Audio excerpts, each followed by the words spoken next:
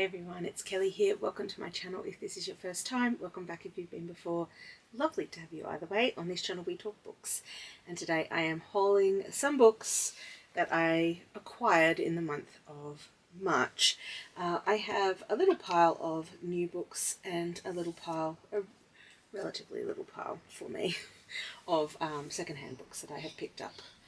And I will have a query when we get to the second-hand portion of the book of the haul. So keep an ear out for that and let me know down in the comments. Okay, this first category, the new books I purchased in March, were all books that were longlisted for the Stella Prize. So I'm going to go through them quite quickly and just give you a very basic overview of what these books are, because I have already, and I will link it up in the cards, recorded an entire video about the long list of the Stella Prize, so you can go to that video if you want more of a background on these books. But I'm going to start with the one that I have already read, that is brand new, that I purchased in March and read in March, and that is KONTRA by Eunice Andrada, which is a poetry collection. If you watched my previous video, you will see my review for that one. So that's that one.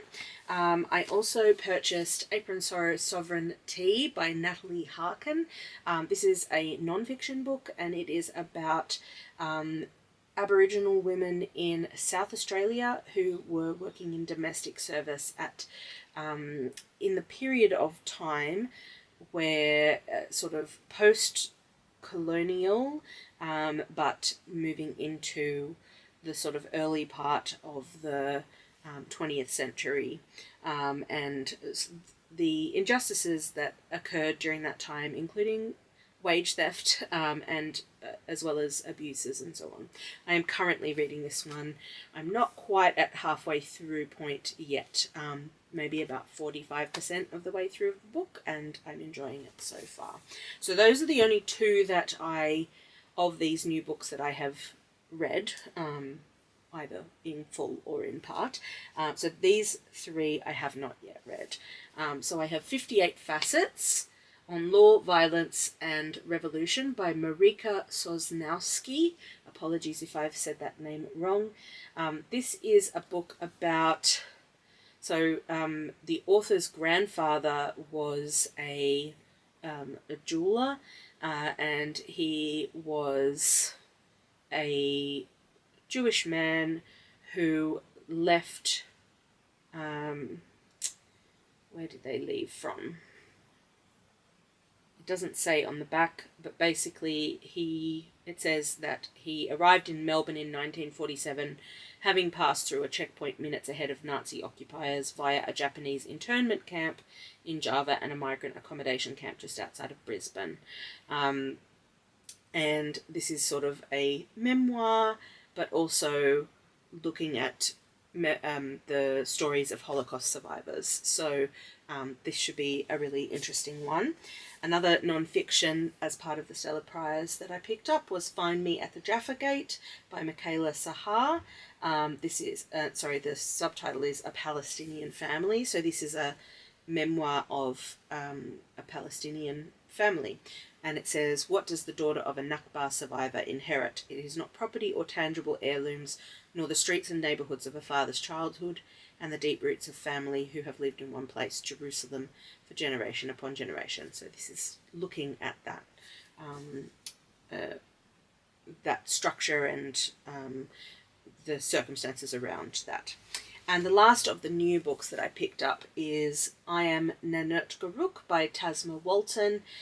This is a fiction book, and it is about, but it is based on the true story of Tasma Walton's grandmother or great-grandmother, or both perhaps. And this was a woman who was abducted, Nannertgarrook, abducted and sold in a slave market. But she has a family, so she's left behind a husband and a child, and she is also pregnant when she's seized. So, it says she had a husband, daughter, and son, and so now she's with her newborn in a new situation, and separated from her land, and if it wasn't clear, she's an Aboriginal woman, and she has been taken from her community and her country. So yeah, this will be, my mum has read this and says it's really good, so I'm looking forward to getting to that one very soon. All of those books I am planning to read in the next little while, so I will have reviews forthcoming in the coming months. Okay, let's move on to the non-fiction, I meant to say second-hand portion of this haul, and I'm going to start out with a question for you, and that is, has anybody read the Elizabeth Strout books? And I believe these are the Lucy Barton series. So in the month of March, I found copies of Oh William and Tell Me Everything secondhand. These are books, I believe, 3 and 5 in the Lucy Barton series of books. And I have not read any Elizabeth Strout before. So since purchasing them, I've been having some buyer's regret, because I guess maybe finding out that they're books 3 and 5 and I don't have book 1. I mean, I guess I can keep an eye out for it when I'm secondhand shopping, but it's not something that I feel particularly compelled to buy a brand new copy of, just to read it. I guess I could also borrow it from the library too. But yeah, let me know if you've read the Lucy Barton books, and if you think it's worth me holding on to these, or should I just redonate them, because I don't know. Yeah, I just don't know. I await your advice in the comments if you have read these books. But I've heard good things about Elizabeth Strout. I'm just not 100% sure that I can hang around and read 5 books to get to these. You know what I mean? Anyway, those are ones that I picked up. I also picked up a Terry Pratchett book. I have been collecting the series, what is it called? Discworld, the Discworld series, and this is one I didn't have, so I'm pleased to have this one now. I actually, last night, was like, I really need a list on my phone of all of the books in Discworld with the ones checked off that I have a copy of, because I have noticed that I have double bought a couple of them because I didn't know whether I had them or not. Because basically whenever I see one, I just pick them up, because they're really kind of hard to come by secondhand. So yeah, I'm just working my way through trying to collect the whole Discworld. And I worked out that I've got 21 out of the 41 books, which is pretty good. So I'm going to keep looking out for those. But Jingo is one of them. It comes somewhere in the middle there. So I won't go, because this is part of the series, I won't talk about what it's about. But yeah, if you've got any good tips about where I can get secondhand Terry Pratchett in Sydney, let me know. All right. Next book is The Travelling Cat Chronicles by Hiro Arikawa. And I don't know too much about this one, but it was only $4, so I thought it was worth taking a punt. It says, "It's not the journey that counts, but who is at your side. Nana is on a road trip, but he is not sure where to. All that matters is that he can sit beside his beloved Satoru in the front of his silver van. Satoru is keen to visit 3 old friends from his youth, though Nana doesn't know why, and Satoru won't say. Set against the backdrop of Japan's changing seasons and narrated with rare gentleness and striking humour, Nana's story explores the wonder and thrill of life's unexpected detours. It is about friendship, solitude, and knowing when to give and when to take. Above all, it shows how acts of love, both great and small, can transform lives." So this sounds like it's going to be potentially quite poignant. So I'll be interested when I get to that one to see what it's like. All right, the next one I picked up is The Land in Winter by Andrew Miller. This was a shortlisted book for the Booker Prize in 2025, and I had heard about it through that. So when I saw it, I was like, sure, let's give it a go. So let me tell you about this one. It also was the winner of the Walter Scott Prize for Historical Fiction. So there you go. December 1962, the West Country. Local doctor Eric Parry, mulling secrets secrets sets out on his rounds while his pregnant wife sleeps in the warmth of their cottage. Across the field, funny, troubled Rita Simmons is also asleep, her head full of images of a past life her husband prefers to ignore. When the ordinary cold of an English December gives way to violent blizzards, the two couples find their lives beginning to unravel.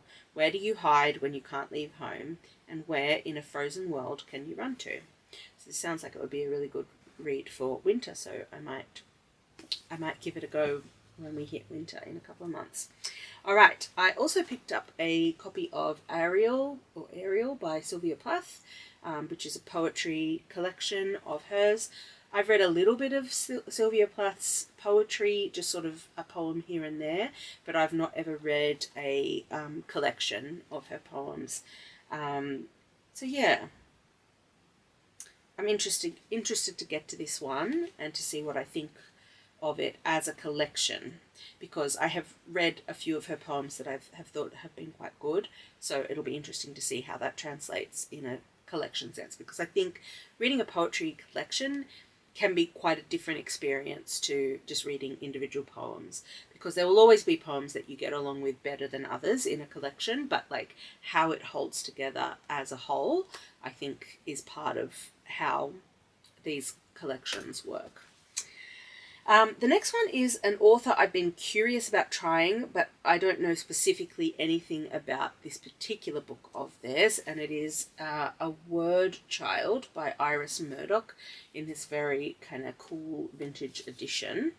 When did this one come out, actually, the edition? Let's have a look. 1975.